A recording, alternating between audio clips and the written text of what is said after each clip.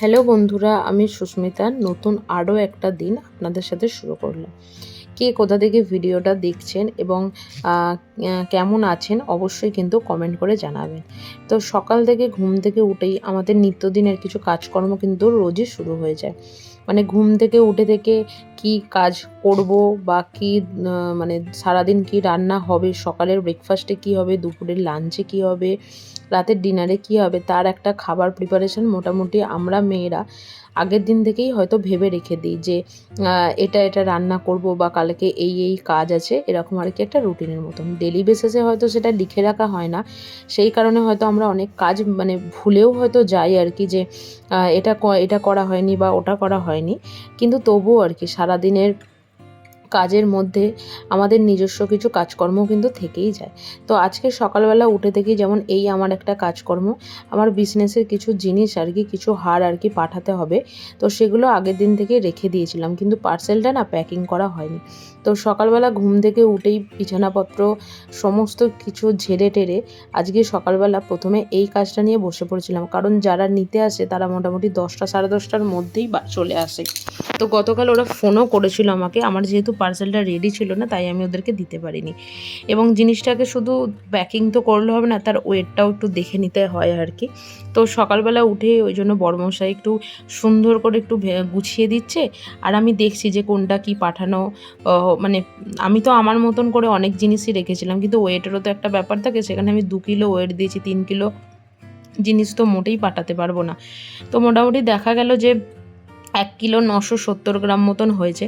Packing করার পর পুরোপুরিভাবে একদম মানে কুরিয়ার প্যাকেটে পুরোপুরিভাবে ভরার পর দেখা গেল সেই ওয়েটটা গিয়ে দাঁড়ালো 2 কিলো 7 গ্রাম। তো যাই হোক, সেটা হয়তো কোনো প্রবলেম হবে না। তো এখানে মোটামুটি আমাদের সকাল সকাল প্যাকিং ডান। তাহলে আজকে এলে আর তাদেরকে ফিরিয়ে দেবো না, আজকে এলে জিনিসটা পাঠিয়ে দেবো। এর মধ্যে অনেক দরকারি জিনিসপত্রও আছে, যারা মোটামুটি জানো তারা জানো যে আমি হ্যান্ডমেড জুয়েলারির একটা বিজনেস করি আর কি। তো সেই জিনিসটাই এখানে নতুন জায়গায় আসার পর কিছু এমন সমস্যা হয়েছিল যে জিনিসগুলো আমি নিজের হাতে করলেও এখান থেকে আর সেই জিনিসটাকে পাঠাতে পারি না, সেই পাঠাতে হয় আর কি নিজের বাড়ি থেকে, মানে ওয়েস্ট বেঙ্গল থেকে। তো যাই হোক, ওইদিকে আমার কাজকর্মগুলো মোটামুটি কমপ্লিট হয়ে গেছে। এবার এদিকে সকালবেলার ব্রেকফাস্ট বানানোর পালা। তো সকালবেলা উঠলেই ওই যে বললাম একটা চিন্তা থেকেই থাকে যে কি রান্না করব, কি হবে, কার সাথে কোন কম্বিনেশনে কোন খাবারটা ভালো লাগবে, এরকম আর কি একটা ব্যাপার। তো যাই হোক, এখানে একটু পেঁয়াজ, একটু বিনস কড়াই আর আলু, নুন হলুদ দিয়ে হালকা এটাকে ভাজা ভাজা করে নেবো। এটা অ্যাকচুয়ালি একটু ডিম দিয়ে করব আর কি। তো একটা ডিম এর মধ্যে ঝুড়ো ঝুড়ো করে দিয়েও দিয়েছিলাম। তো এই যে সকালের ব্রেকফাস্ট রেডি, রুটি, বিনস কড়াই, পেঁয়াজ, আলু আর ডিমের একটা ভুজিয়া। তো আজকে রাতে বেশ অনেকটা দিন পর ঘুগনি বানাবো। এখানে না এই সাদা রঙের যে মটর কড়াইটা, এটা খুব একটা পাওয়া যায় না। এখানে বেশিরভাগই পাওয়া যায় হচ্ছে সবুজ রঙের ঘুগনির মটর কড়াইটা। সেটা খেতে ভালো লাগলেও না, আমরা যারা এই মটর কড়াইটাতে অভ্যস্ত না, তাদের ওই সবুজ ঘুগনির মটর কড়াইটা আমার মতে বলে পছন্দ খুব একটা হবে না, সে যত ভালো করেই রান্না, মানে খেতে হয় খাই এরকম আর কি একটা ব্যাপার।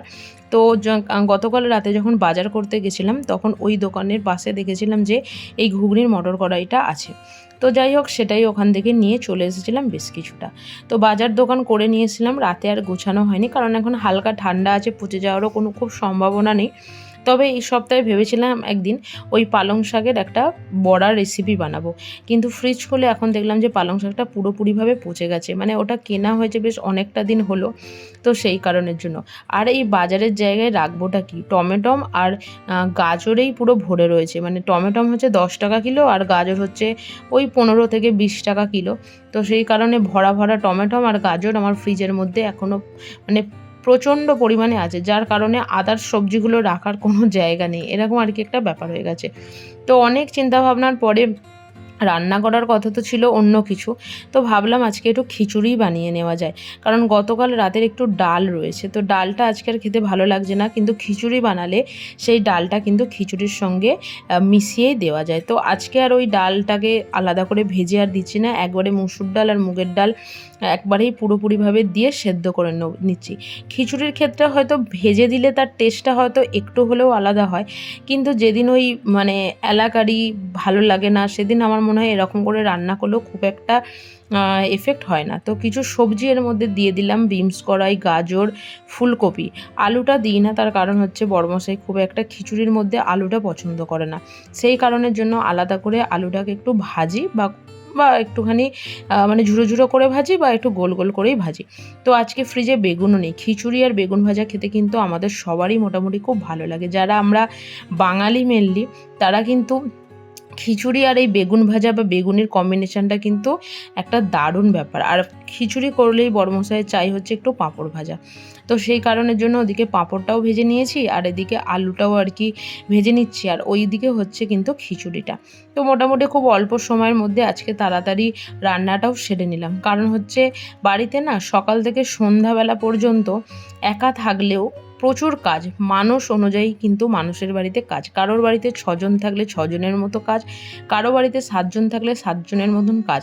এবং যারা আমরা বাড়িতে বসেই হয়তো কিছু ইনকাম করি, তো তাদের রান্না করার সঙ্গে সঙ্গে না অনেক কিছু এক্সট্রা কাজও থাকে, যেটা হয়তো যারা করে না তারা হয়তো বুঝবে না, কিন্তু আমি মনে করি যে আমি যেহেতু সেই কাজটা করি, তাই আমাদের রান্নাবান্না ছাড়াও কিন্তু অনেক রকম কাজকর্ম কিন্তু থাকে।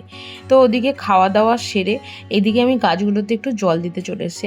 আজকাল খুব একটা ছাদের মধ্যে জামা কাপড় শুকাতে আমি দিই না, তার কারণ হচ্ছে আমাদের বাড়ির ওপরেই আর কি পূর্ব দিকে রোদটা সকাল থেকে মানে মোটামুটি 1টা পর্যন্ত পুরোপুরিভাবে আসে, তাই ওই রেগুলারে 2-4টে জামা কাপড় আর ছাদে দিতে আসা হয় না, ওখানেই দিয়ে দিই।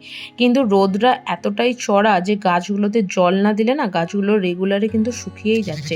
সেই কারণের জন্য আমি এখানে চেষ্টা করি যে সারাদিনে যখন হোক একবার এসে এই গাছগুলোতে জল দিয়ে যাওয়ার জন্য। তো বিকালবেলা আসি আরও একটা কারণে, পশ্চিম দিকের আকাশে যখন সূর্যটা অস্ত যায় না, পাহাড়টা এত সুন্দর, মানে এত ভালো লাগে। আমি 2-একটা ভিডিওতে শেয়ারও করেছিলাম, কিন্তু সেটা বেশিরভাগই খালি চোখে দেখতে না ভীষণ ভালো লাগে, সত্যিই যা বলার নয়।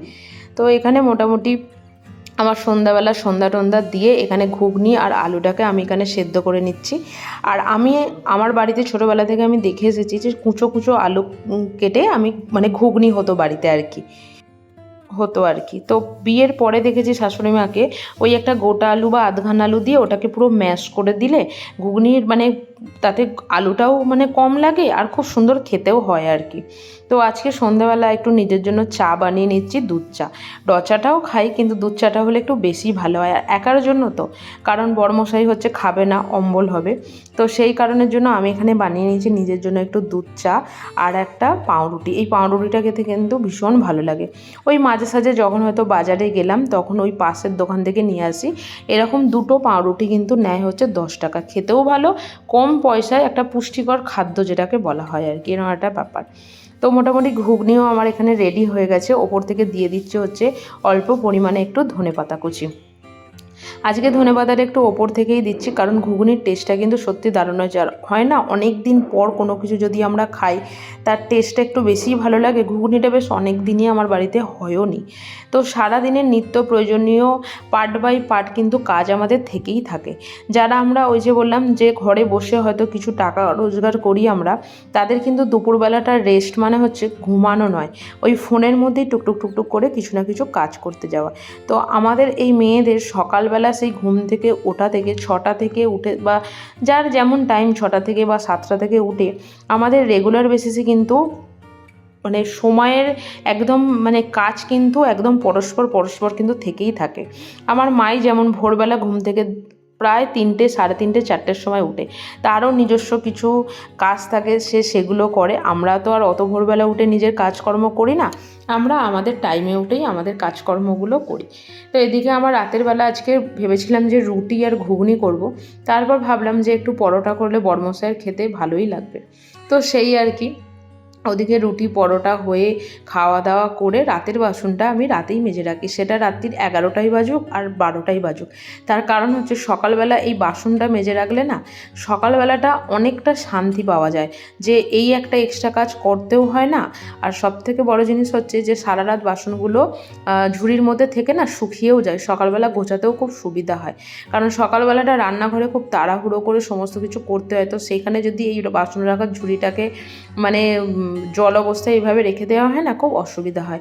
তাই নিজের সমস্ত কাজকর্ম সেরে যখন বাসনগুলো গুছিয়ে রাখি তখন ওটাকে নামিয়ে দিয়ে নিজের কিছু কাজকর্ম এখানে করতেই পারি। তো এইভাবেই আজকে সারা একটা দিন তোমাদের সাথে শেয়ার করলাম। কেমন লাগলো ভিডিওটা অবশ্যই কিন্তু কমেন্ট করে জানিও। ভালো লাগলে ভিডিওটা লাইক করো, শেয়ার করো এবং চ্যানেলটি সাবস্ক্রাইব করে রেখো। সুস্থ থেকো, ভালো থেকো। দেখা হবে আরও একটা নতুন ব্লগের সাথে, নতুন আরও একটা দিনের সাথে। ঠিক আছে, টাটা, বাই বাই।